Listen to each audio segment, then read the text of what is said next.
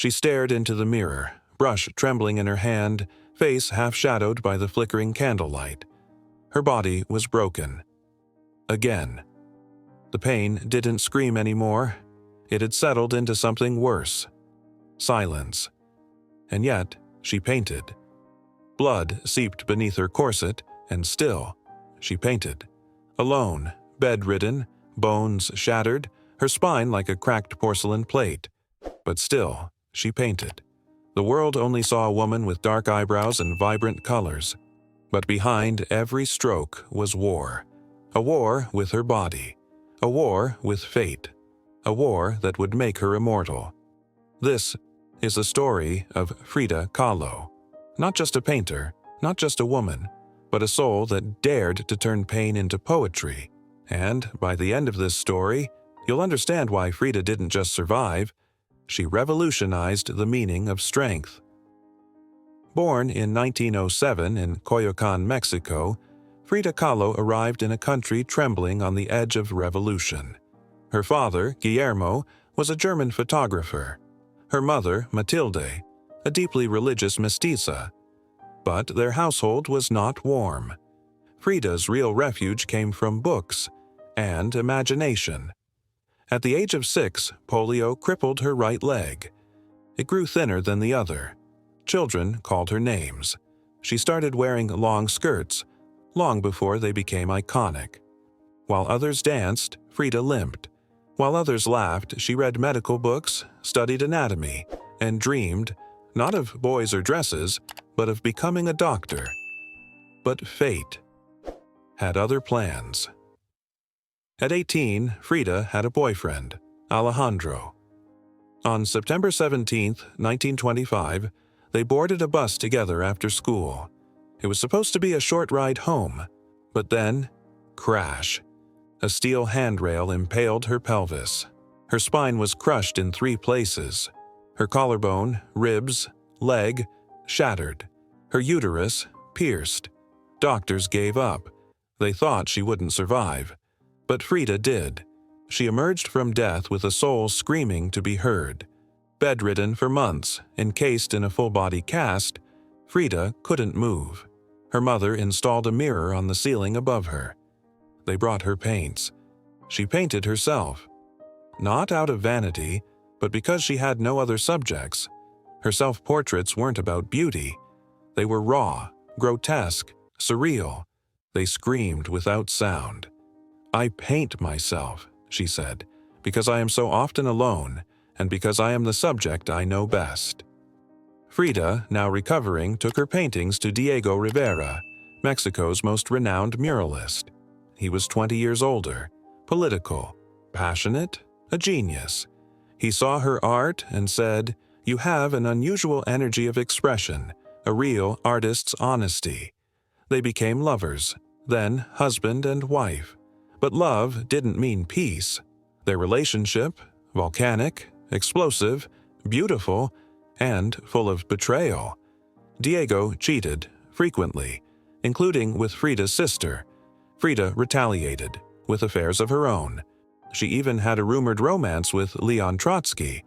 Still, they couldn't leave each other, because beyond the chaos was love.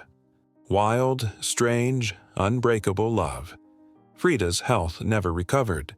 Her spine ached. Her leg throbbed. She had more than 30 surgeries in her lifetime. She wore plaster corsets, metal braces, and often painted while lying in bed.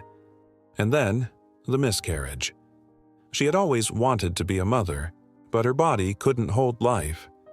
In Detroit, while Diego painted grand industrial murals, Frida bled in isolation.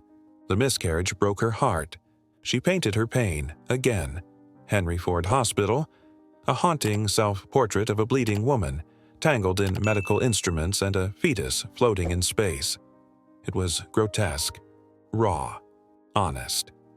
The world began to notice. In the 1930s and 40s, her paintings began to exhibit in New York, Paris, and Mexico. Critics didn't know what to make of her. She didn't paint pretty things. She painted truth. Blood, bones, heartbreak. She wore traditional Tijuana dresses, not as costume, but as political resistance, as identity, as rebellion. She became a feminist symbol. Long before the word was even mainstream, her health deteriorated. She was confined to a wheelchair, then to a bed. Her leg was amputated. The infection wouldn't stop. But still, Frida painted. In 1953, her first solo exhibit opened in Mexico. Doctors said she shouldn't attend, so she arrived, on a stretcher. They carried her bed into the gallery. She lay there surrounded by her work, smiling. It was the most Frida moment ever, defiant, theatrical, triumphant. She wrote in her diary, "Feet, what do I need you for when I have wings to fly?" On July 13, 1954, Frida died. The cause? Officially pneumonia, but many suspect suicide. Her last diary entry? "I hope the exit is joyful, and I hope never to return." She was only 47, and yet her spirit never aged. Frida faded for years. Art historians dismissed her. Diego even once said, "Frida was the better artist, but I was the one recognized." Then the 1970s came, and the feminist movement rediscovered her. Her journals, her corsets, her paintings became sacred texts of pain and power. Madonna collected her art. Frida appeared on t-shirts, murals, postage stamps, and even Barbie dolls. Her face, unibrow and all, became iconic. But her real legacy? She taught the world this truth, that a broken body can still house an unbreakable spirit. Dear viewer, you've just witnessed a life painted in agony, stitched in color, and wrapped in defiance. Frida's story isn't just about art. It's about the fire inside all of us. She reminds us that suffering doesn't silence you, unless you let it. That beauty isn't perfection, it's honesty. And that true strength is the ability to transform wounds into wings. So, if you're in pain, if life has broken parts of you, if the world has told you you can't, paint anyway, write anyway, live anyway, be your own canvas. Because like Frida, your story, your truth, might just change the world. You can almost hear her whisper, "I never painted dreams. I painted my own reality." And in doing so, she gave the world permission. Permission to feel, permission to fall, and most importantly, permission to rise again. If Frida Kahlo's journey touched you, if her courage moved something inside you, then don't let her story stop here. Subscribe for more true stories of impossible courage, for more lives that lit the world on fire with nothing but their pain and passion. Because we believe the most powerful stories are the real ones.